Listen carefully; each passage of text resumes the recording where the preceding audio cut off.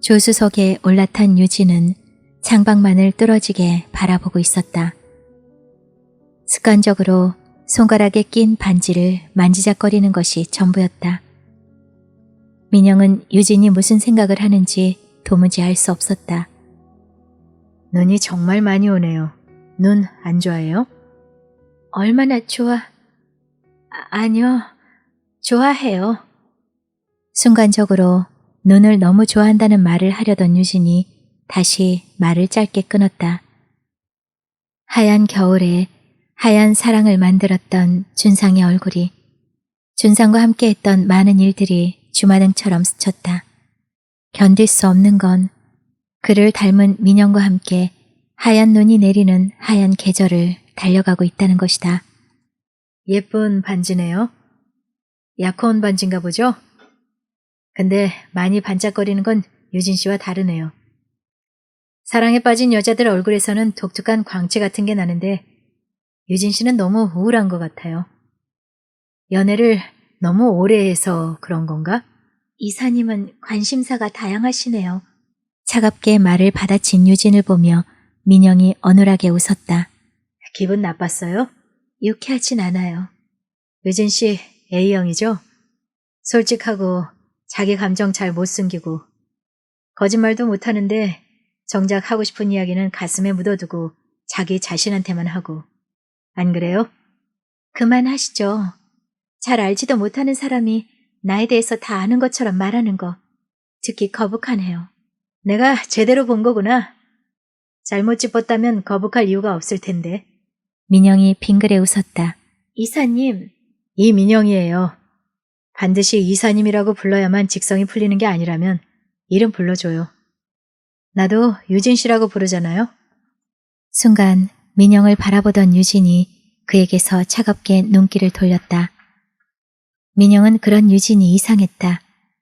그리고 그런 유진에게 자꾸 마음이 쓰이는 자신 또한 이상했다. 무엇 때문일까? 민영은 조금씩 궁금해지기 시작했다.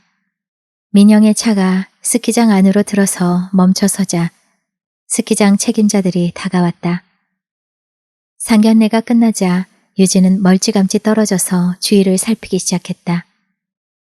도면을 보며 스키장을 훑어보던 민영은 언뜻 카메라의 렌즈가 자신을 향해 있는 것을 느꼈다. 유진이었다.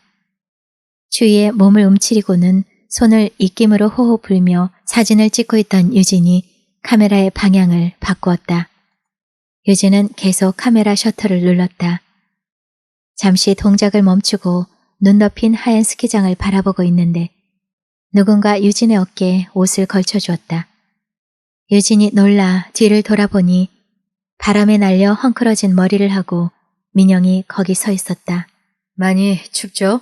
괜찮아요. 안 괜찮아요. 입술이 파래졌어요. 민영이 걸친 옷을 여며주며 말했다. 내가 자꾸 말 시키는 거 싫죠? 그럼 나 신경 쓰이게 하지 마요.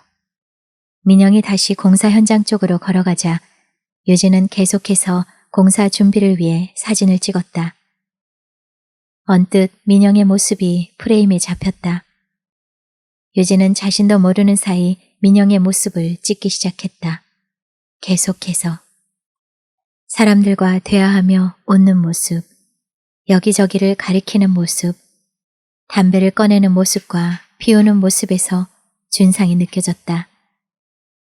준상이 전학 온 첫날 학교 앞에서 담배를 피우던 모습이 선명하게 다시 떠올랐다. 그러다 갑자기 얼굴을 돌리는 민영과 마주친 유진이 놀라서 카메라를 다른 곳으로 돌렸다.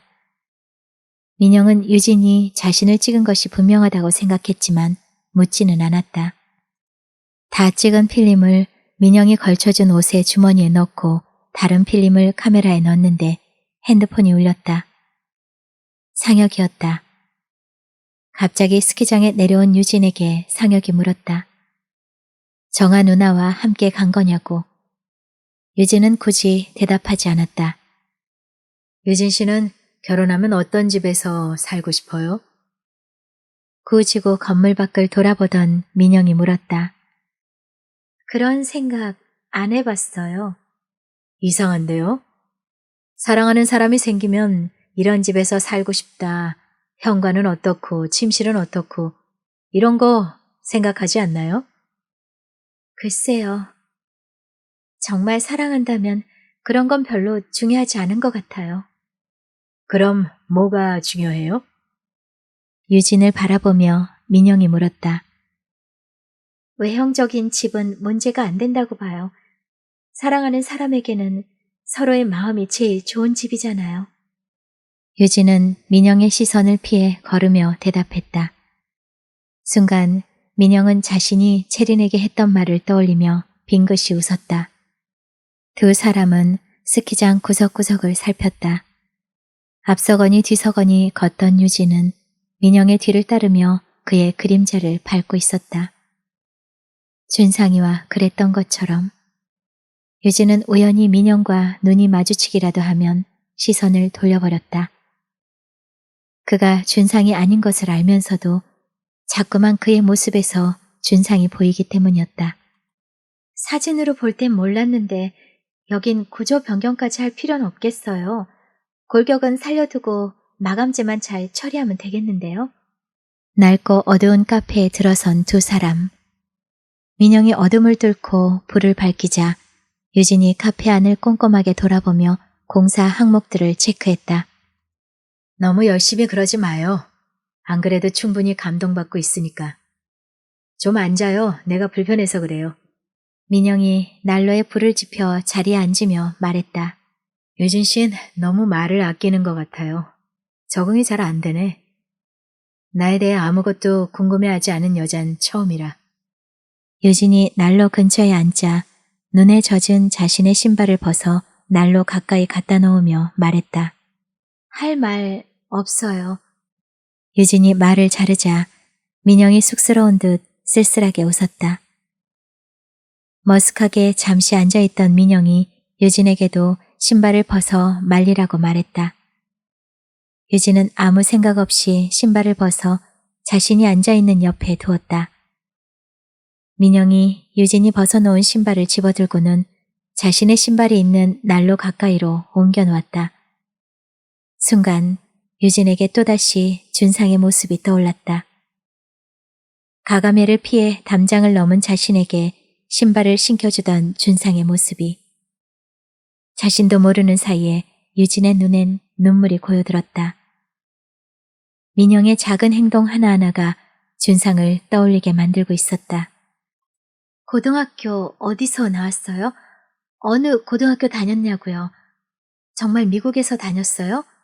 혹시 춘천 몰라요? 산 적 없어요? 잠시 한국에 살지 않았어요? 갑자기 유진이 민영에게 바짝 다가가 쉬지 않고 질문을 해댔다. 하나씩 물어봐요. 유진 씨 그동안 어떻게 참았어요? 민영은 유진의 갑작스런 질문이 반가우면서도 유진의 뜻밖의 모습이 조금은 낯설다는 생각을 했다. 안경 좀 벗어보실래요? 네? 유진이 민영의 안경을 벗기려고 바짝 다가서자 놀란 민영이 뒤로 물러섰다. 유진은 또다시 이성을 잃어버린 듯한 자신의 행동에 정신이 아득해졌다. 의지와는 상관없이 수시로 그런 상황에 빠져드는 자신의 모습이 안타깝기만 했다. 의지대로 마음을 다스릴 수 없어 속상했고 준상이 이 세상에 없는 추억 속의 사람이라는 것을 자꾸만 확인하게 되는 것이 슬펐다. 아주 오래된 낯선 그리움이 유진의 볼을 타고 끝없이 흘러내렸다. 민영은 또 유진이 이상하다고 생각했다. 유진은 처음부터 이상했다. 처음 만난 자기 앞에서 눈물을 흘리고 그 이후로도 수시로 유진의 눈에는 이슬이 맺혔다. 그 눈은 말할 수 없는 깊은 슬픔을 담고 있었지만 그것이 무엇인지 민영이 알 수는 없었다. 민영은 조금씩 유진이 어떤 여자인지 궁금해지기 시작했다. 아니, 유진이 어떤 여자인지 알아내고 말아야겠다고 생각했다. 내 말 믿어줄 수 있어요? 한참을 괴로워하던 유진이 어쩌면 자신의 말을 듣게 되면 이해해 줄지도 모른다는 생각에 민영을 바라보며 물었다. 사실은 이민영 씨... 유진이 준상의 이야기를 꺼내려고 하는데 노크 소리가 들렸다. 민영이 주문한 커피가 배달된 모양이었다. 하지만 문을 밀고 들어서는 사람은 커피를 들고 있지 않았다. 거기에는 낯익은 여자가 서 있었다. 채린이었다. 호들갑스럽게 민영의 사랑을 확인하며 그의 목에 매달린 채린과 유진의 눈이 마주쳤다. 두 사람 사이에 아주 짧은 침묵이 무겁게 흘렀다. 채린은 유진이 민영의 옷을 입고 있는 것이 눈에 거슬렸다. 유진이 옷을 벗어 민영에게 주는 것도 그냥 입고 가라는 민영의 말도 채린은 너무 싫었다. 뭔가가 불길했다. 김 차장이 말했던 스키장 리노베이션 공사를 맡은 미모의 여성이 유진이라니 생각할수록 불안하고 불길했다. 그러나 체리는 그런 속마음을 드러낼 수가 없었다. 어려서부터 유진에게 가졌던 그 알 수 없는 열등감과 피해의식을 체리는 들키고 싶지 않았다. 체리는 그런 자신의 놀라운 연기력에 스스로 감탄하며 잠시나마 자신감을 가질 수 있었다. 체리는 자신의 마음과 달리 어느새 유진을 아끼는 착한 친구로 변해 있었다. 민영 씨가 힘들게 하면 자신에게 말하라는 여유까지 보이면서 체리는 혹시 유진이 민영의 차를 타고 갈지도 모른다는 생각에 서둘러 유진을 자신의 차에 태우고 스키장을 떠났다. 체리는 운전을 하며 가끔씩 보게 되는 유진을 향해 말했다. 모든 사람에게 친절한 민영이 다른 여자들로부터 오해를 자주 산다는 사실을. 체리는 그런 그를 잘 지켜주라는 당부까지 잊지 않았다. 식사를 마친 민영은 체린에게 유진에 대해 물었다. 그늘진 모습, 게다가 자꾸만 이상하게 행동하는 이유가 무엇인지 체리는 알고 있을 것 같았다. 민영의 예상과는 달리 체리는 유진이 매우 발랄하고 터프하다고 말했다. 고등학교 시절 체린의 치마를 들출 정도로 짓궂었다니. 그렇다면 그런 유진에게 무슨 상처가 있는 것이 아닐까? 살면서 받은 상처. 민영의 속마음을 알기라도 한 듯 체리는 유진이 민영의 관심을 끌기 위해 얌전해졌을 것이라는 설명을 덧붙였다. 체린의 설명을 듣고는 있었지만 민영은 아무래도 무엇인가가 석연치 않았다. 뭔지 모를 불안한 기운에 사로잡힌 두 사람. 체리는 체린대로, 민영은 민영대로 다른 생각을 하며 서로를 바라보고 있었다. 두 사람의 눈길이 조금씩 비껴가고 있었다. 용국이 운영하는 동물병원에서 정아를 만난 상혁은 놀라지 않을 수 없었다. 유진과 함께 스키장에 갔는 줄 알았기 때문이었다. 그러나 유진이 마르시안 앞에서 만났던 이사, 사실은 상혁이 이사로 알고 있는 사람은 김 차장이었다. 그와 함께 갔다는 사실에 조금은 안심했다. 정아는 요즘 들어 부쩍 우울해 보이는 유진을 생각하며 상혁에게 당부를 했다. 밝고 명랑해 보이지만 유진이도 여자라는 사실을. 같이 바람도 쐬고 영화도 보러 가라는 충고를 해주었다. 술기운 때문이었는지 아니면 정아의 당부 때문인지 그것도 아니면 습관이었는지 상혁은 유진의 집 앞에서 유진을 기다렸다. 유진은 여전히 정아와 함께 스키장을 다녀왔다고 거짓말을 했다.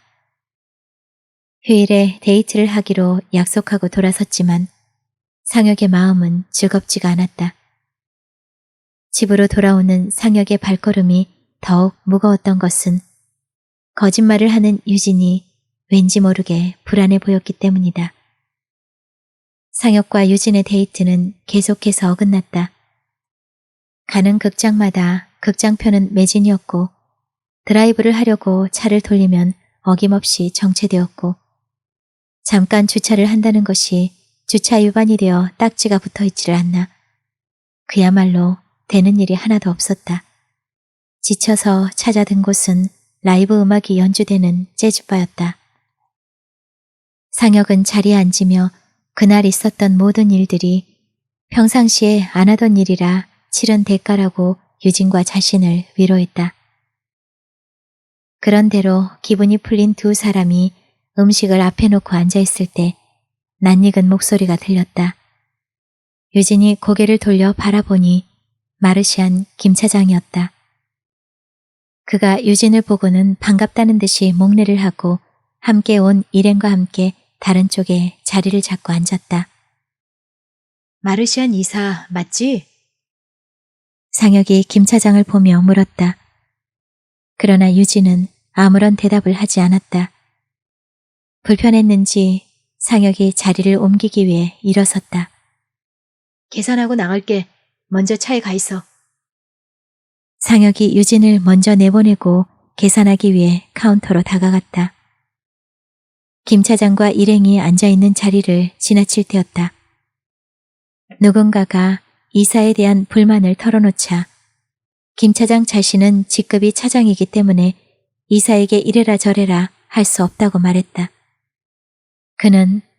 김 차장은 새로운 이사가 아니었던 것이었다. 상혁은 고개를 갸우뚱거렸다. 유진이 정말 이상했다. 상혁은 자판기에서 커피를 뽑아 의상 협찬 때문에 방송국에 들른 채린에게 건넸다. 채린은 상혁의 눈치를 살폈다. 상혁은 유진이 민영과 함께 일한다는 사실을 전혀 모르는 듯 했다. 그때 상혁의 핸드폰이 울렸다. 상혁이 핸드폰을 들고 계단 쪽으로 걸어갔다. 유진이었다. 유진과 통화하는 소리가 채린에게 모두 들렸다. 7시 압구정동 비바치에서 만나기로 약속을 하는 소리까지도. 상혁에게 인사를 하고 돌아서는 채린의 입가에 싸늘한 미소가 지어졌다. 채린의 얼굴에는 무슨 결심이라도 한 사람의 비장함까지 묻어 있었다. 유진은 창가 가장자리에 앉아 상혁이 카페로 들어서는 것을 지켜보고 있었다. 상혁이 다가와 자리에 앉자 유진은 스키장에 민영과 함께 갔다는 말을 하기 위해 상혁을 보았지만 상혁은 배가 고파서 밥부터 먹어야겠다며 메뉴판을 뒤적거렸다. 그때였다. 누군가 유진을 알아보고 다가서는 것이었다. 추위를 많이 타는 것 같던데 감기 들지 않았습니까? 채린의 팔짱을 낀 민영이 유진과 상혁 앞에 멈춰섰다. 상혁은 상황 파악이 되지 않았다. 대체 유진과 민영이 어떻게 아는 사이가 되었는지 알 수 없다는 듯 상혁은 유진과 민영을 번갈아가며 쳐다보았다. 아까 이야기해 줄까 하다가 유진이가 말하지 않는 것 같아서 유진이가 맡은 스키장 공사 민영 씨가 총 책임자야. 상혁은 하늘이 무너지는 것 같은 채린의 말을 듣고 몸을 가늘게 털었다. 당황한 유진이 작은 신음소리를 내며 고개를 숙였다. 처음 아저씨! 떠나려는 버스 앞을 큰 대자로 가로막은 유진이 눈을 감고 소리 높여 버스기사를 불렀다. 너무 놀란 버스기사는 버스를 출발시키지 못하고 엉겁결에 버스 문을 열었다. 아니 학생 깡패야? 버스에 오르는 유진을 보며 버스기사가 화를 냈다. 유진은 자신이 저지른 일이 그런 소리를 들어도 싸다 싶었는지 고개를 숙이고는 기어들어가는 목소리로 말했다. 고맙습니다. 유진은 버스 안의 승객들이 자신을 보고는 키득거리는 소리를 들으며 버스의 뒷자리로 가서 자리를 잡고 앉았다.